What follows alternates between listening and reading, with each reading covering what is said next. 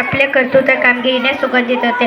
आपल्या कर्तृत्वातून कार्यशैलीतून स्वतःसोबतच विद्यार्थ्यांचे जीवन सुगंधित करणारे म्हणजे माझ्या शाळेतील आदरणीय सर्व शिक्षक वृंद.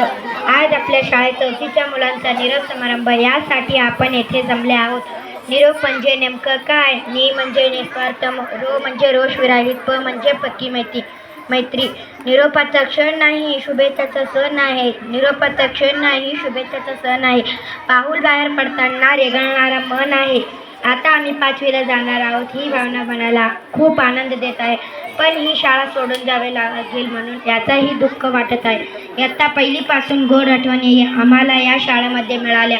खूप नवीन गोष्टी शिकायला मिळाल्या, चांगल्या व वाईट गोष्टी समजल्या. शाळेतले सर्व शिक्षकांनी आम्हाला खूप लाड पुरवले, डोक्यावर हात ठेवून समजावून सांगितले. आमच्या शाळेतले मामीसुद्धा कधीही रागवले नाही. तर यांचे थोडक्यात गुणगान बोलण्यासाठी हे कार्यक्रम आयोजन केला आहे.